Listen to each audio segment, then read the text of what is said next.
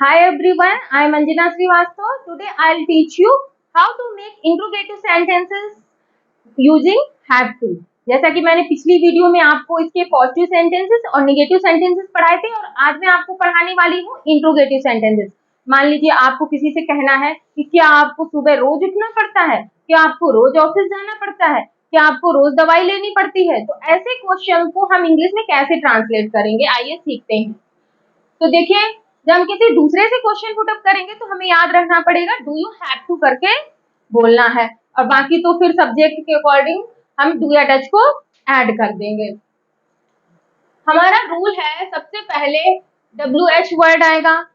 अगर question word बीच में होता है तो आप लोग एक बात और समझ लीजिए, किसी भी वाक्य में अगर क्या शब्द पहले आता है, इसको WH वर्ड भी बोलते हैं, क्वेश्चन वर्ड भी बोलते हैं। अगर ये सबसे पहले आता है तो इसकी इंग्लिश कभी भी यूज नहीं होती है किसी भी सेंटेंस में, वो फिर किसी टेंस का टेंस हो। अगर क्या सबसे पहले आता है तो हमें उसकी इंग्लिश नहीं लिखनी पड़ती है, उस टेंस की जो हेल्पिंग वर्ब होती है उसको हमें सबसे पहले यूज करना पड़ता है। अगर आपका क्वेश्चन वर्ड बीच में आता है, सेंटेंस के बीच में क्वेश्चन वर्ड आता है, तो उसकी इंग्लिश सबसे पहले यूज होती है। तभी मैंने यहाँ पे रूल में सबसे पहले WH वर्ड लिखा है। तो अगर आपका सेंटेंस क्या से स्टार्ट है तो आपको WH वर्ड नहीं लिखना है, तो आपका सेंटेंस बनना यहाँ से स्टार्ट होगा। इस चीज को माइंड करें कि अगर आपका सेंटेंस क्या से स्टार्ट है तो आपको WH वर्ड से कोई मतलब नहीं है, आप अपना सेंटेंस डू या डस से स्टार्ट करेंगे।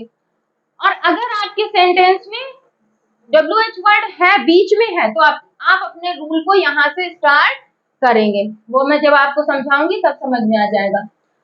देखिए, तो जैसे पहला सेंटेंस लिखा है, क्या तुम्हें सुबह निकलना है या निकलना पड़ता है। ऐसा क्वेश्चन जब हम किसी से पुटअप करेंगे तो देखिए, अभी मैंने क्या बताया था, क्या सबसे पहले दिया है तो हम क्या की इंग्लिश नहीं लिखेंगे, हमें अपना सेंटेंस यहाँ से स्टार्ट करना, डू या डज से।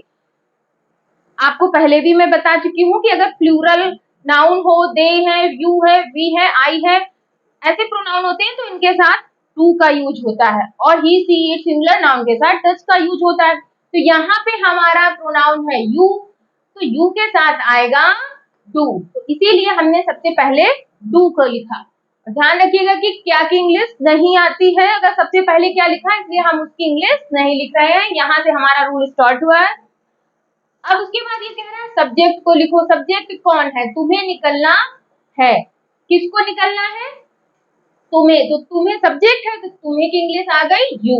उसके बाद लिखना है हैव टू को, तो हमने हैव टू को लिख दिया। और उसके बाद निकलने के लिए लीव का यूज करेंगे, और वर्ब की फर्स्ट फॉर्म आती है तो ये निकलना वर्ब हो गई तो लीव आ गया। अब उसके बाद कब निकलना पड़ता, सुबह, तो इन द मॉर्निंग लिख दिया, बन गया सेंटेंस। अब नेक्स्ट देखिए, क्या तुम्हें मुझसे बात करनी है। क्या तुम्हें मुझसे बात करनी है, इसमें भी वही प्रोसेस है, क्या आगे आया है तो क्या की इंग्लिश नहीं आएगी, सबसे पहले डू आएगा। अगर यहाँ सिंगुलर सब्जेक्ट होगा, मान लीजिए यहाँ पे अगर उसे लिखा होता, क्या उसे मुझसे बात करनी है, तो हम यहाँ उसे की इंग्लिश ही लिखते और डू की जगह डज आ जाता। लेकिन यहाँ पे प्लूरल है, यू है, तो हम डू का यूज करेंगे। डू यू सब्जेक्ट हो गया, हैव टू आ गया। अब उसके बाद वर्ब की फर्स्ट फॉर्म, तो बात करना वर्ब है तो टॉक हो गया। मुझसे, मुझसे की इंग्लिश हो गई मी, ये हो गया ऑब्जेक्ट। और जो भी इंट्रोगेटिव सेंटेंस होते हैं इनके लास्ट में क्वेश्चन मार्क का यूज जरूर करते हैं, तो याद रखिएगा। देखिए, चाहे हिंदी का सेंटेंस हो या इंग्लिश का सेंटेंस हो, क्वेश्चन मार्क जरूर लगाना पड़ता है। अब देख लेते हैं, उसे कहाँ जाना पड़ता है।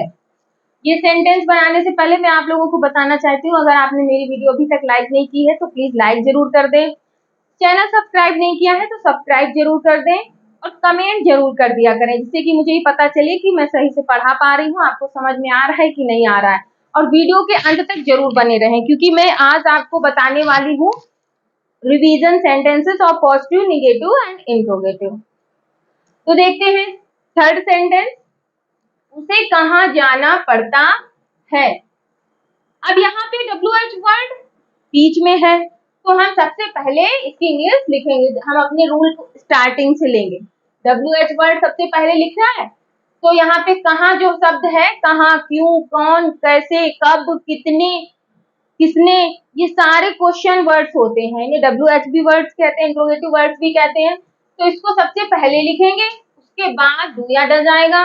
तो हमारा सब्जेक्ट कैसा है, सिंगुलर है, उसे की इंग्लिश होती है ही, तो ही के साथ आता है डज, तो हमने डज को यूज किया है। उसके बाद आएगा सब्जेक्ट, तो हमने सब्जेक्ट का यूज कर दिया। आप ये कह रहे हैं हैव टू को लगाओ, हमने हैव टू को लगा दिया। अब आ गई जाना की इंग्लिश, वर्ब है ये, उसकी फर्स्ट फॉर्म आ गई, तो बन गया sentence, where does he have to go, उसे कहाँ जाना पड़ता है, उसे क्या खाना पड़ता है, what does he have to eat, ऐसे बन जाते हैं। आपको कौन सी दवाई लेनी पड़ती है, कौन सी दवाई, अब यहाँ देखिए कौन सी सिंगल नहीं है, अगर हम केवल कौन सी को उठाते विच बोलते तो हमारा सेंटेंस सही नहीं बन पाता। कौन सी दवाई, इसको साथ में लेंगे, कभी भी कौन सी करके शब्द आ जाए, कौन सी दवाई, कौन सा घर, कौन सी लड़की, कौन सी किताब, तो हम इन सब क्वेश्चन वर्ड को और उस सब्जेक्ट को अलग नहीं कर सकते, उन दोनों को साथ में ही रखना पड़ेगा। तो कौन सी दवाई की इंग्लिश हमने साथ में ली, विच मेडिसिन, उसके बाद आएगा डू, क्योंकि सब्जेक्ट यू है, आपको के लिए क्या लगाएंगे, यू, तो उसके अकॉर्डिंग डू आ गया और हैव टू का यूज हो गया, और उसके बाद वर्ब की फर्स्ट फॉर्म आ गई, टेक, बन गया सेंटेंस। ये जरूर आप याद कर लिया करें, जिससे कि सेंटेंस बनाने में प्रॉब्लम नहीं होगी, किस किसके साथ डू आता है और किसके साथ डज आता है।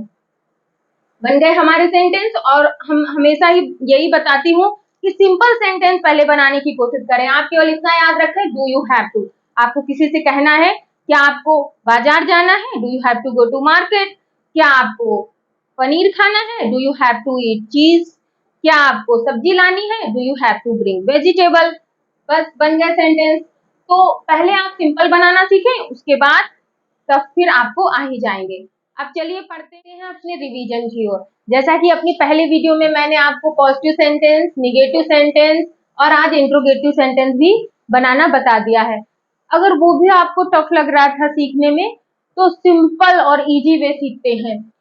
आप केवल इतना याद कर लीजिए, अगर आपको पॉजिटिव में बोलना है, आपको कोई काम करना पड़ता है, तो आप याद रखेंगे आई हैव टू, नहीं करना पड़ता है आप बोलेंगे आई डोंट हैव टू, और किसी से क्वेश्चन करना है क्या आपको करना पड़ता है, तो do you have to, I have to, I don't have to and do you have to. आप इन तीनों को फटाफट इंस्टेंट अभी बार बार रिपीट करिए और आपको लर्न हो जाएगा और आप सेंटेंस इजीली बनाने लगेंगे। देखते हैं एक्सरसाइज में, मुझे जल्दी उठना पड़ता है, आई हैव टू, आपको लर्न है आई हैव टू, और उसके बाद सीधे आप वर्ब बोलेंगे गेट अप, और कब उठना पड़ता है जल्दी, तो आप अर्ली बोलेंगी। सुबह भी बोलना होता तो आपको बोलना होता I have to get up early in the morning. मुझे जल्दी उठना नहीं पड़ता है, तो I don't have to, I don't have to get up early, बन गया सेंटेंस। अब आपको पता है किसी से आप क्वेश्चन पुटअप करेंगे कि आपको जल्दी उठना पड़ता है, क्या तुम्हें जल्दी उठना पड़ता है, तो डू यू हैव टू, आपको याद है तो आप बोल लेंगी do you have to get up early, बन गए सेंटेंसेस। तो आपको क्या याद करना है, I have to, I don't have to, do you have to, very simple. इन सेंटेंसेस को, इन थ्री सेंटेंस को जल्दी से अपने माइंड में सेट करिए, प्रैक्टिस करिए खूब सारी, जिससे कि आपको जल्दी से सेंटेंस बनाना आ जाए। अगर आप स्टूडेंट हैं, अपने पेरेंट के साथ और फ्रेंड के साथ कंटिन्यूसली प्रैक्टिस करें, स्पीकिंग करें। अगर आप पेरेंट्स हैं तो प्लीज बच्चों के साथ जरूर प्रैक्टिस करते रहें, जिससे कि आप जल्दी से सीख सकें। And please don't waste your time, time is so valuable. Please stop watching useless video. खूब सारी पढ़ाई करें, इंग्लिश बोलें, सीखें, पढ़ें, पढ़ाएं, और हमारी वीडियो जरूर शेयर करते रहें और कमेंट जरूर कर दिया करें। वीडियो शेयर करें जिससे कि सब पढ़ें, सब बढ़ें।